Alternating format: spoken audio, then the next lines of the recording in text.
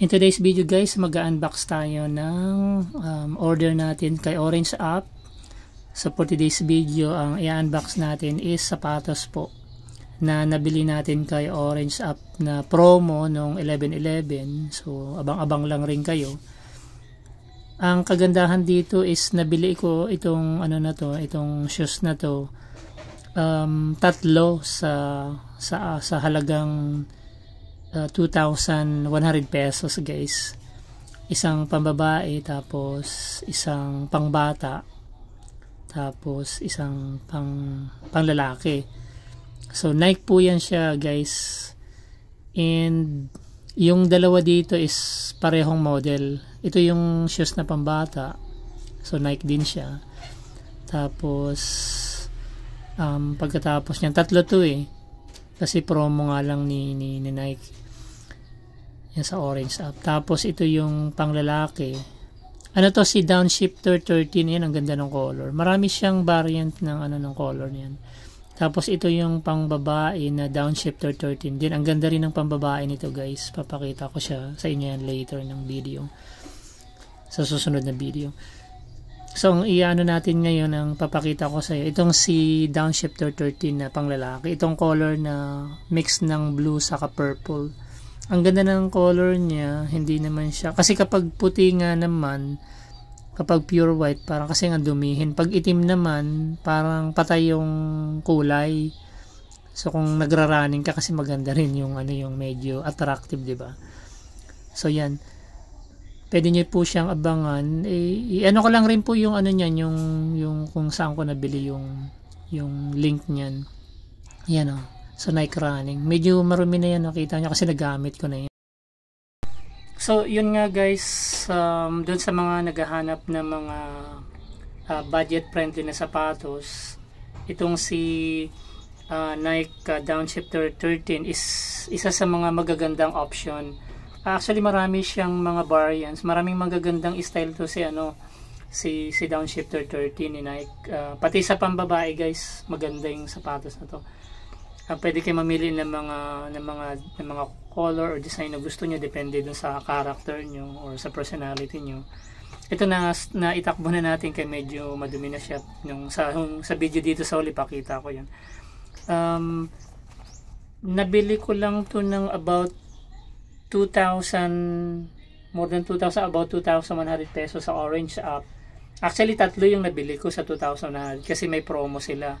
Pero ngayon kasi dahil siguro maraming bumili, siyempre alam niyo naman pag yung supply and demand, 'di ba, mas dumaas yung demand, tumataas rin yung ng value ng sapatos.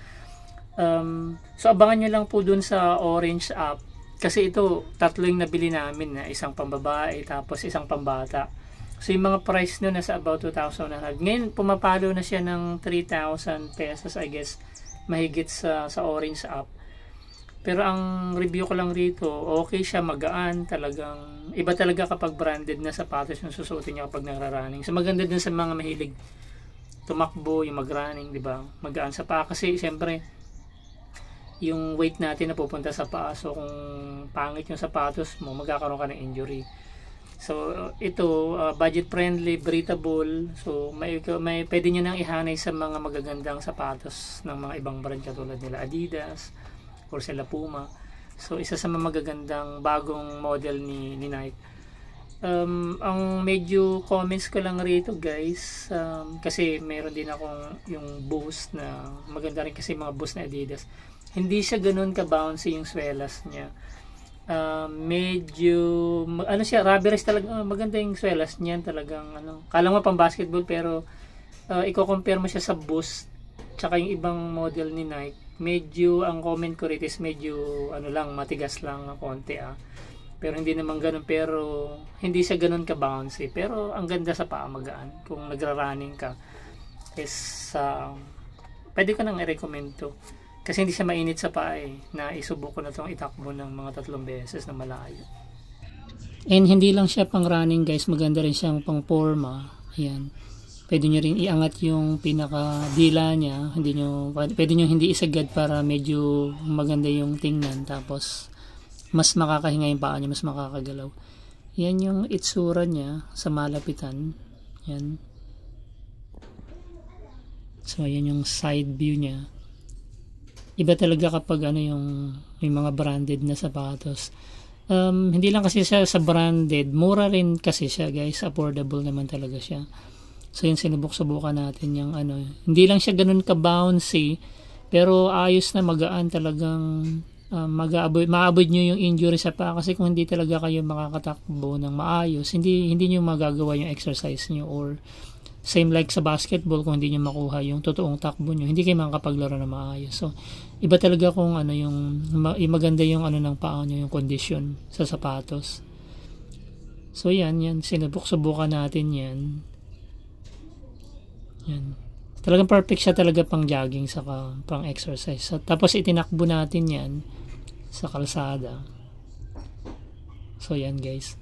And guys, kung hindi pa kayo nakasubscribe sa channel natin, huwag kalimutan para kung may mga video tayo na ilalabas sa mga review and masusubaybayan nyo. Maraming salamat guys, and hope to see you next time.